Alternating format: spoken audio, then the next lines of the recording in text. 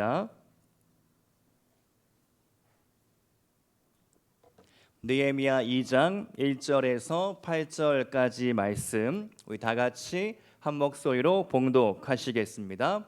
아닥사스다 왕 제20년 니산월에 왕 앞에 포도주가 있기로 내가 그 포도주를 왕에게 드렸는데 이전에는 내가 왕 앞에서 수심이 없었더니 왕이 내게 이르시되 네가 병이 없거늘 어찌하여 얼굴에 수심이 있느냐 이는 필연 내 마음에 근심이 있음이로다 하더라. 그때에 내가 크게 두려워하여 왕께 대답하되 왕은 만세수를 하옵소서. 내 조상들의 묘실이 있는 성읍이 이제까지 황폐하고 성문이 불탔사오니 내가 어찌 얼굴에 수심이 없사오리까 하니 왕이 내게 이르시되 그러면 내가 무엇을 원하느냐 하시기로 내가 곧 하늘의 하나님께 묵도하고 왕에게 아뢰되 왕이 만일 좋게 여기시고 종이 왕의 목전에서 은혜를 얻었사오면 나를 유다 땅 나의 조상들의 묘실이 있는 성읍에 보내어 그 성을 건축하게 하옵소서 하였는데 그때에 왕후도 왕 곁에 앉아 있었더라. 왕이 내게 이르시되 내가 몇 날에 다녀올 길이며 어느 때에 돌아오겠느냐 하고 왕이 나를 보내기를 좋게 여기시기로 내가 기한을 정하고 내가 또 왕에게 아뢰되 왕이 만일 좋게 여기시거든 강서쪽 총독들에게 내리시는 조서를 내게 주사 그들이 나를 용납하여 유다에 들어가기까지 통과하게 하시고 또 왕의 삼림 감독 아삽에게 조서를 내리사 그가 성전에 속한 영문의 문과 성곽과 내가 들어갈 집을 위하여 들보로 쓸 제목을 내게 주게 하옵소서 하매 내 하나님의 선한 손이 나를 도우심으로 왕이 허락하고. 아멘. 기도가 시작될 때 기도 응답도 시작됩니다. 느헤미야가 최초 고국의 소식을 들었을 때에 기슬르월, 오늘날 우리의 달력으로 11월 달이었습니다. 그러나 그가 왕 앞에 나아간 시점은 이듬해 1월이 지난 니산월이었습니다. 느헤미야는 3개월, 4개월 동안 기도를 한 것이죠. 동시에 철저한 계획을 세우며 기회를 기다렸습니다. 그때의 느헤미야는 술관원이 되었습니다. 이것은 하나의 긍정적인 사인이었죠. 첫 단추가 잘 끼워진 것입니다. 우리는 이 일을 두고 느헤미야가 기도 응답을 받았구나 라고 말할 수 있겠습니다. 그러나 기도 응답이 되었다라는 과거형의 표현은 틀렸습니다. 왜냐하면 기도가 시작되는 순간 기도 응답도 시작되었기 때문입니다. 기도 응답이 되었다가 아니라 기도 응답이 되고 있습니다 라는 현재 진행형 표현으로 바꾸어야 합니다. 여러분이 기도를 시작할 때 기도 응답도 시작된 줄로 믿으시기를 바랍니다. 내가 기도를 시작할 때에 영적인 흐름이 바뀌게 되는 것이죠. 동풍이 불다가도 서풍이 되는 것입니다. 역풍을 맞았습니까? 그것이 바뀌어서 순풍이 된다라는 것이죠. 제가 좋아하는 말씀 중에 스가랴 4장 7절의 말씀, 내가 스룹바벨 앞에서 무엇이냐? 큰 산아 네가 무엇이냐? 네가 스룹바벨 앞에서 평지가 될지어다.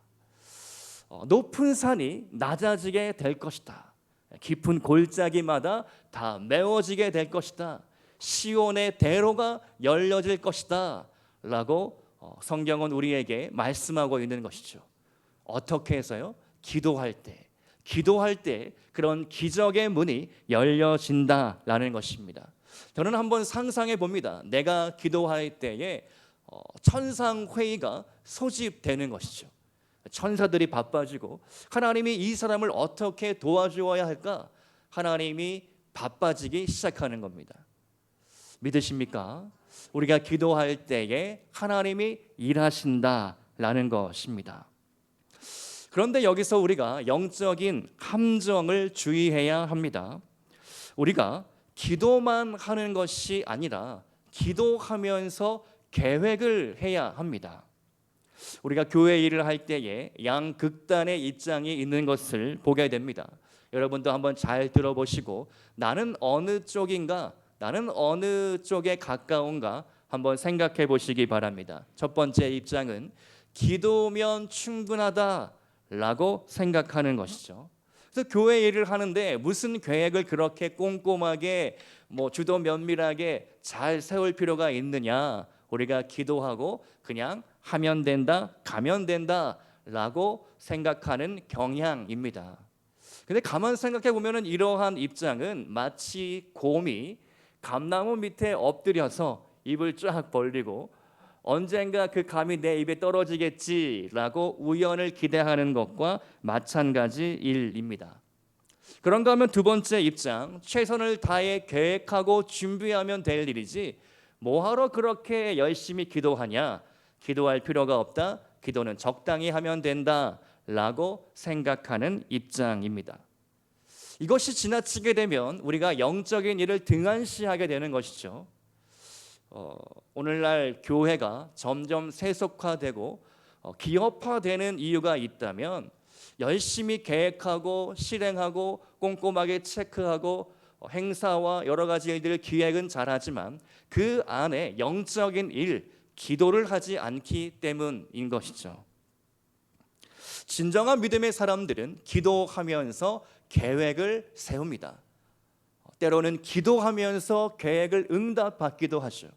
하나님 나의 코치가 되어 주셔서, 하나님 내 인생의 감독이 되어 주셔서 내가 어떻게 해야 할지 그 방법을 알려주시고 계획을 깨닫게 하시고 또 어떤 사람을 콜링하여 이 사역에 누구를 함께 할지 알게 하여 주옵소서.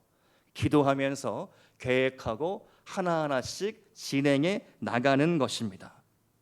저 또한 이 새벽마다 기도할 때에 전교인 영성 캠프 또 우리 목회의 방향 여러 가지 사역들을 놓고 기도하면서 하나님께 보고를 드립니다.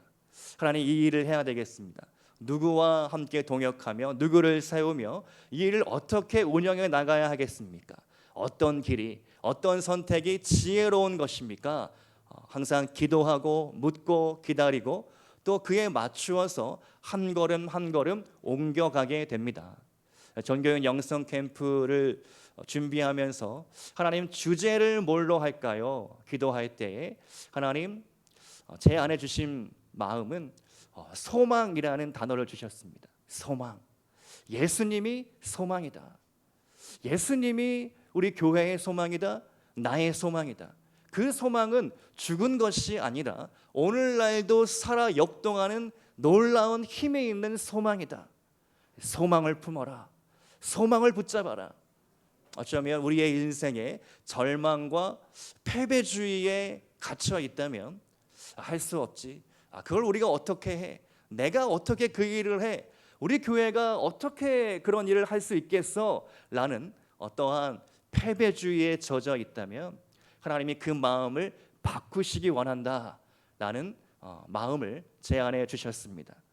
우리가 할 수 있죠. 우리가 할 수 있는 일을 계획하고 하나씩 하나씩 세워나갈 때 우리의 공동체가 다시 한번 하나님께 쓰임받는 위대한 공동체, 살아있는 교회가 될 줄로 믿습니다. 여러분의 개인의 인생 가운데에서도 혹시 실패와 좌절과 절망의 어떠한 기억들이 있다면 그런 모든 것들을 다 가지고 하나님 앞에 나아가시기 바랍니다. 이번 캠프 때 우리 여러분의 영성이 신앙이 새로워지고 또 우리 교회가 다시 세워질 수 있는 그런 시작점, 그런 출발점이 새롭게 되기를 소망하는 것입니다. 느헤미야는 이렇게 하나님 앞에 기도하며 계획하며 한 걸음 한 걸음 나아가고 있는 것입니다. 오늘 어떻게 느헤미야가 아닥사스다 왕 앞에 은혜를 받아 예루살렘 이 성벽 재건 프로젝트가 출발하게 되었는지 함께 본문을 중심으로 은혜를 나누고자 합니다. 첫 번째로 느헤미야는 지혜로운 말로 왕의 마음을 움직였습니다. 지혜로운 말이 중요하죠. 술관원으로서 느헤미야는 지금 본격적인 업무를 시작했습니다. 때는 아닥사스다 왕 제위 20년 니산월, 이때는 페르시아 달력으로 한 해가 시작되는 달입니다. 아마도 신년 축하 연회가 벌어지고 있는 자리이죠. 그 자리에서 느헤미야는 왕 앞에 포도주 한 잔을 따라 올리게 됩니다. 자, 그런데 그때에 이 아닥사스다 왕이 먼저 말을 꺼내죠. 2절 말씀을 한번 같이 읽어보겠습니다. 2절 시작. 왕이 내게 이르시되 내가 병이 없거늘 어찌하여 얼굴에 수심이 있느냐? 이는 필연 내 마음에 근심이 있음이로다 하더라. 그때에 내가 크게 두려워하여.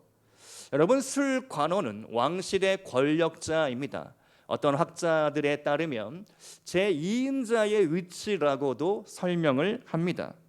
1대1로 국정을 논의할 수 있는 그런 신분, 권력자의 자리입니다. 그럼에도 불구하고 술관원이 왕 앞에 나아갈 때에는 자기 자신을 잘 관리하고 깨끗한 의복을 갖추고 밝은 얼굴로, 환한 얼굴로 왕 앞에 나아가야 하는 것이 당연한 일입니다. 그런데 느헤미야의 얼굴에 어딘가 모르게 깊은 근심과 수심이 가득했다. 왕이 그것을 알아챌 정도로 느헤미야 얼굴에 나 근심이 있어요, 나 뭔가 집안에 우환이 있어요 라고 쓰여져 있었다는 것이죠. 이것이 느헤미야의 연기였을까, 연출이었을까, 아니면 자기도 모르게 그 마음이 드러나게 된 것일까? 네, 결국 이 일을 통하여 느헤미야가 왕 앞에 말할 절호의 찬스를 얻게 됩니다. 3절 말씀이죠. 3절 말씀도 우리 한번 같이 읽어보겠습니다. 시작. 왕께 대답하되 왕은 만세수를 하옵소서. 내 조상들의 묘실이 있는 성읍이 이제까지 황폐하고 성문이 불탔사오니 내가 어찌 얼굴에 수심이 없사오리이까 하니. 여기서 우리는 느헤미야의 지혜로운 언어 사용을 보게 되죠. 제가 방금 전에 느헤미야의 연기였을까, 이 얼굴에 근심이 가득한 표정, 이것이 느헤미야의 과연 연기며 연출이었을까, 아니면 자신도 모르게 드러난 것일까 말씀을 드렸는데, 3절 말씀을 읽어보면 어쩌면 저는 생각해 봅니다. 철저한 느헤미야의 연출이 아니었을까.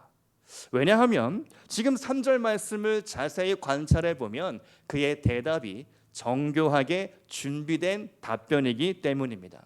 3절 말씀 속에서 내가 슬퍼하는 까닭은 왕이시여 내 조상들의 묘실이 다 펑패해지고 성문도 새까맣게 불탔기 때문에 내가 어찌하여 근심이 없겠습니까?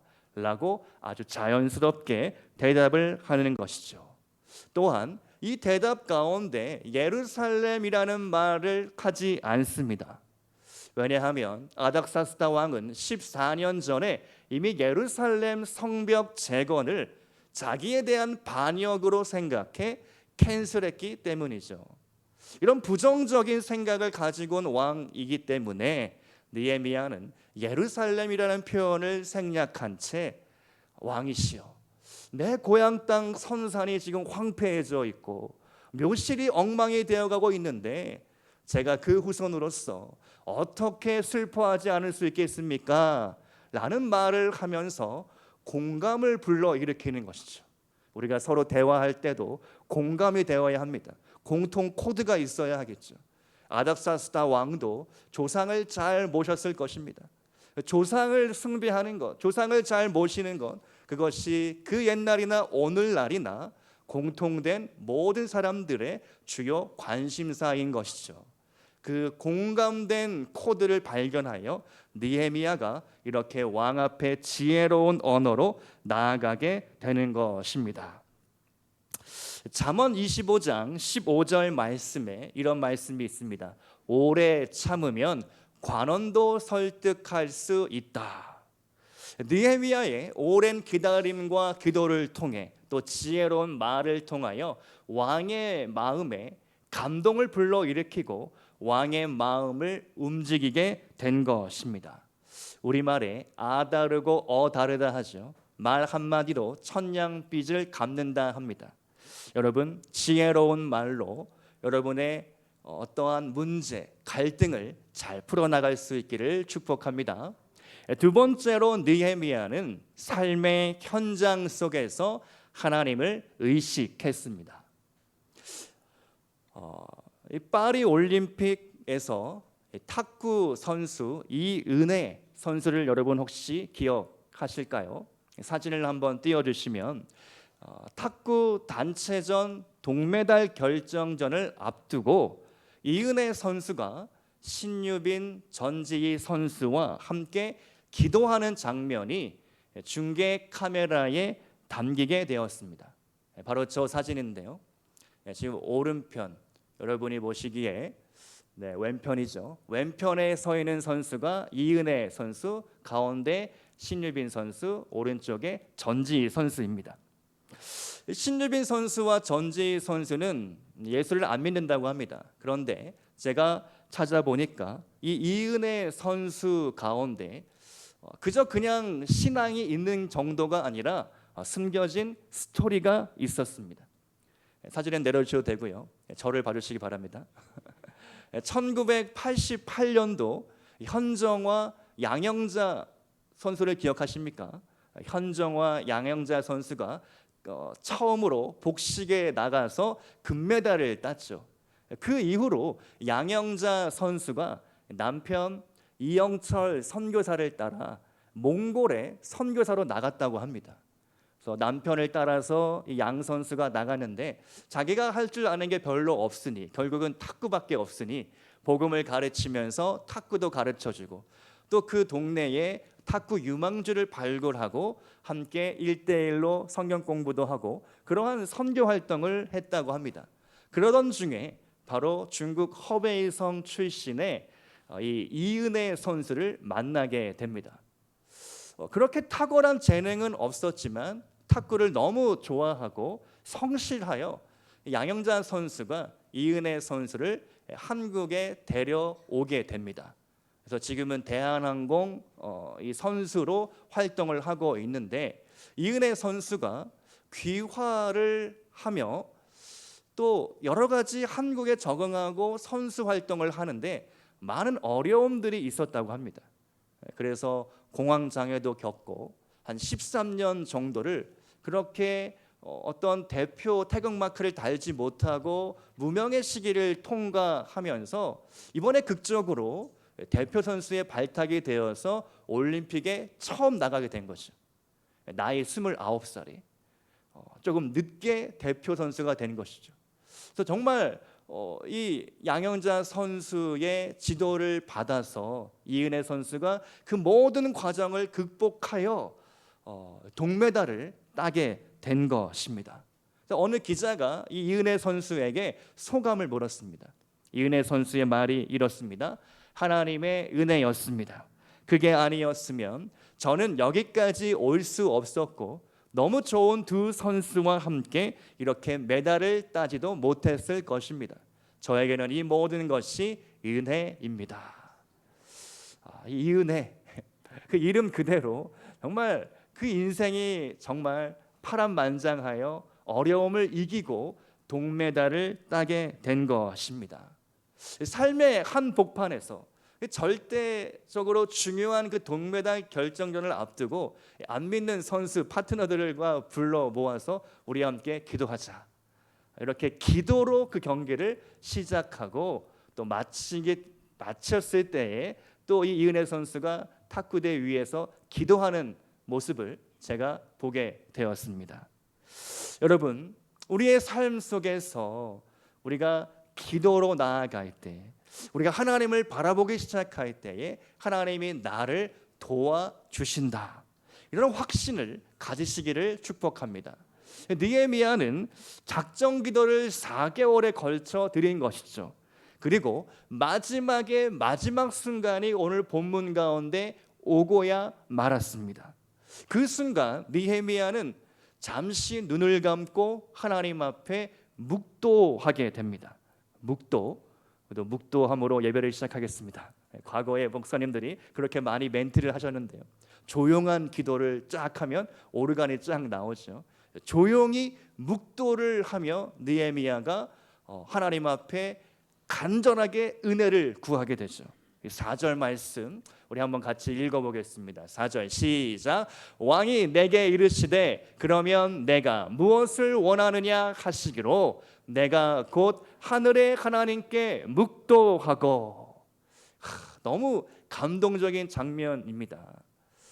성경 말씀 가운데 성경의 수많은 스토리 중에 이렇게 이보다 더 긴박하고 긴장이 되고 살 떨리는 순간, 이 왕의 그 권위 앞에서 일개 술관원이 기도를 하는 것이죠. 묵도를 하는 겁니다. 설교의 황태자라 불리는 찰스 스펄전 목사님은 이 구절을 이렇게 해설을 합니다. 아마 그 시간적 간격은 왕이 알아챌 만큼 길지 않았을 것이다. 그러나 그 시간은 하나님께서 알아채기에는 충분히 긴 시간이었다. 하나님이 알아챘다는 것이죠. 왕은 몰랐을지라도, 왕은 술 취하여 잘 몰랐을지라도 하나님께서 그 느헤미야 마음의 중심에 있는 간절한 열망, 간절함, 그 마음이 하나님께 드려졌을 것이다 라는 것이죠. 미국 교회에 가면 총알 기도라는 것이 있습니다. 영어로는 Rapid Fire라고 부르는데요. 이 기도 방법이 재밌습니다. 사회자가 특정 주제를 발표합니다. 오늘은 북한을 위하여 기도합시다. 그렇게 선포를 하면 사람들이 줄을 서가지고 연단 앞으로 올라오게 되는데 주어진 시간은 15초 안에 북한을 위하여 축복하며 기도하는 것이죠. 짧게 스피드하게 기도를 하면서 계속해서 반복하여 그 시간을 하나님께 올려드리는 기도의 방법이 Rapid Fire, 총알 기도라고 부릅니다.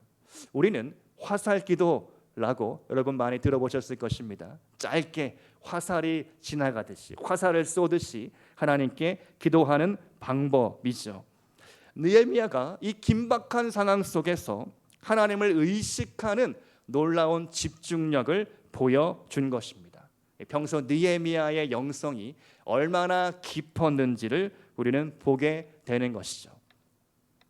아마존닷컴을 설립한 제프 베조스, 이 회장은 설립 초창기에 회의 시간마다 빈 의자를 앞에다가 놓았다라고 합니다. 사람들이 물었겠죠. 이 빈 의자의 주인은 누구입니까?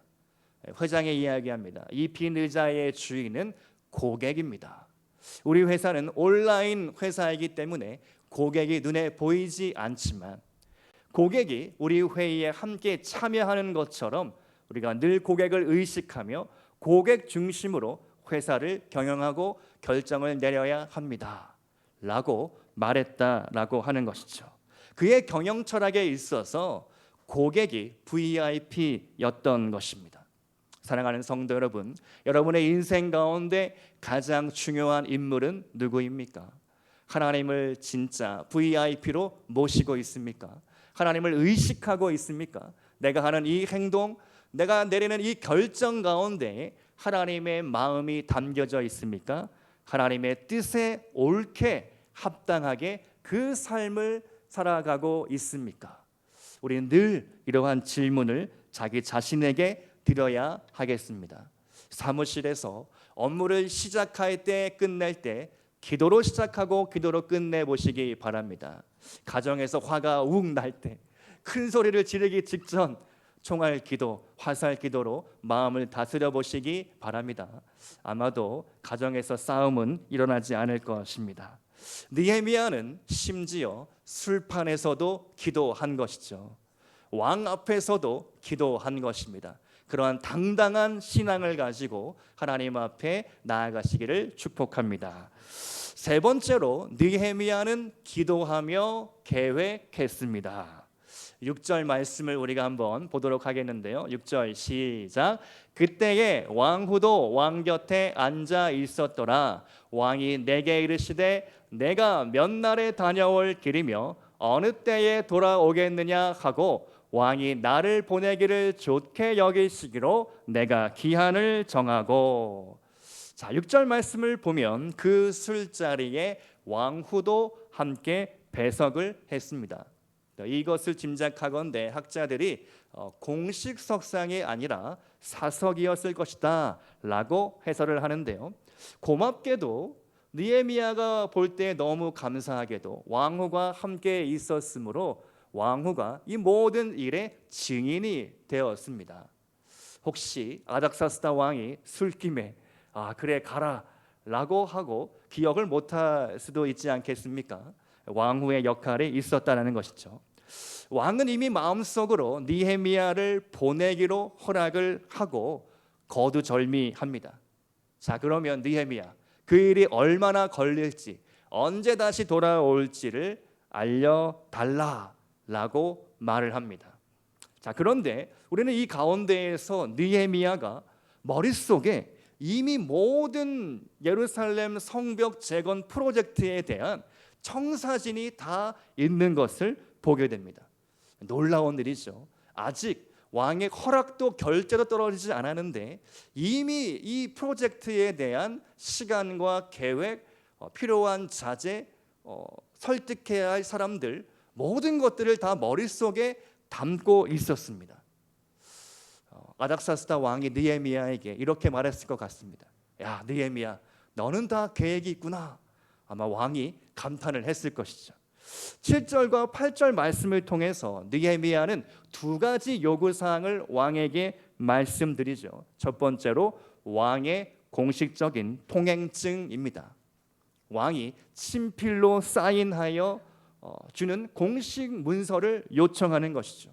이 문서만 있으면 어느 나라든 제국령 안에 있는 어느 땅이든 프리패스가 가능합니다. 페르시아 제국의 유프라테스 강 서쪽에는 유다 재건을 반대하는 세력들이 참 많았습니다. 지금 느헤미야가 귀국하여 성벽을 세우는 것은요, 포로 귀환이 1차, 2차 끝나고 3차가 됩니다. 1차, 2차가 이미 지나갔고 3차로 느헤미야가 유다에 돌아가서 성벽을 재건하게 되는 것이죠. 이미 1차, 2차를 거치면서 수많은 이방인들이 반대를 하고 공격하고 대적을 했습니다. 느헤미야서에도 그러한 대적들의 공격 장면이 간간히 나오게 되죠. 그러니까 느헤미야는 어떠한 테러를 만날지 모르니 왕의 공식적인 조서를 저에게 내려 주옵소서, 이렇게 요청을 하는 것입니다. 두 번째로 느헤미야가 요구한 사항은 매우 실제적인 것들이죠. 건축에 필요한 목재를 요청합니다. 예루살렘 성벽에 들어가는 나무, 성문을 만들 나무, 또 자기가 살 집, 총독 관저를 만들 목재를 요청하게 됩니다. 참 느헤미야가 디테일에 강했던 것 같습니다. 세부적인 사항들을 다 왕에게 말씀을 드려서 그 모든 것들을 얻어내는 것이죠. 피터 드러커는 이런 말을 했습니다. 아무리 좋은 계획이라고 하더라도 그 계획이 일로 전환되지 않는 한 그저 좋은 의도에 지나지 않는다. 여러분, 우리가 세상을 살면서 좋은 의도를 가지고 많은 일들을 생각하고 상상하고 그리고 노력해 보지만 정말 그 일을 이루어내는 사람은 느헤미야처럼 철저히 준비하고 계획하고 그것을 설득하는 지혜가 있는 사람입니다. 신앙뿐만 아니라 세상의 일에서도 우리가 인정받고 하나님께 영광을 돌려야 하지 않겠습니까? 사업을 진행할 때, 프로젝트를 준비할 때 여러분의 개인적인 꿈과 비전을 이루기 위하여 철저히 준비하고 계획하고 필요한 자원들을 써보고 또 하나님께 보고드리고 또 하나님의 결재를 받아서 실행해 보시기 바랍니다. 하나님께서 여러분을 반드시 더 위대한 인물로 쓰실 줄로 믿습니다. 전교인 영성 캠프 답사를 다녀오면서 여러 가지 많은 생각을 하게 되었습니다. 또 예배 후에 우리가 준비팀이 모여서 회의를 하려고 하는데요. 꼼꼼하게 체크하고 또 확인하고 우리가 무엇이 필요한가, 어떠한 협력이 필요한가, 또 어느 분에게 어떤 도움을 요청해야 할까, 이런 것들을 함께 논의하고 생각하고 진행해 나갈 것입니다. 여러분도 이 모든 일들에 함께 한 마음으로 동참해 주시기를 부탁드립니다. 전교인 영성 캠프가 그저 목사님 새로 오셔서 뭐 은혜로운 뭘 하나 보다 라고 그냥 생각하지 마시고 여러분이 이 일에 동역하고 마음을 함께 해주시고 그렇게 노력해 주시기를 부탁을 드립니다. 이 일이 정말 하나님이 보시기에 기뻐하는 일이 되고 우리 모든 성도님들이 함께 협력하여 하나님 앞에 나아가는 그런 은혜의 집회가 될 수 있기를 소망합니다. 오늘 말씀의 결론입니다. 본문 8절 말씀을 보시면 느헤미야는 이 모든 일들을 정리하며 이렇게 고백을 하죠. 그때에 내 하나님의 선한 손이 나를 도우셨다. 여러분, 느헤미야서는요, 느헤미야가 모든 공사를 다 마친 후에 돌아보며 쓴 자서전 회고록의 양식을 띠고 있습니다. 그러니까 오늘 아닥사스다 왕에게 자기가 포도주를 올리며 왕에게 보고드리고 설득하고 얻어낸 이 모든 일들, 이 모든 되어진 일들이 하나님의 선하신 손이 나를 도우셨기 때문이다 라고 고백하고 있는 것이죠. 친구라는 뜻의 한자 벗우자는요, 손수자와 또 우자라는 두 글자의 한자가 합쳐진 글자입니다. 해석해 보면 또 하나의 손이 되어 나를 돕는 사람이 바로 친구이죠. 우리에게 세상에서 가장 좋은 친구가 있습니다. 바로 우리 주님이시죠. 주님은 저와 여러분을 더 이상 종이라 부르지 않으시고 친구로 부르셨죠. 요한복음 15장 14절과 15절의 말씀을 보시면 너희는 내가 명하는 대로 행하면 나의 친구라. 이제부터는 너희를 종이라 하지 아니하리니 종은 주인이 하는 것을 알지 못하지만 너희를 친구라 하였노니 내가 내 아버지께 들은 것을 다 너희에게 알게 하였습니다. 아멘. 우리 예수님이 나의 가장 좋은 친구가 되어 주십니다. 친구는 또 하나의 손이 되어 나를 돕는 사람이죠.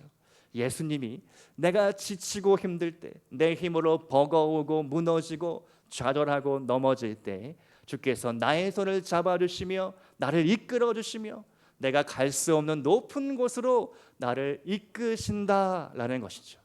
내가 새벽 날개를 치며 저 벼랑 끝에 절벽 가운데 가 있을지라도 거기서도 주의 손이 나를 도우시며 나를 이끄신다라는 것입니다.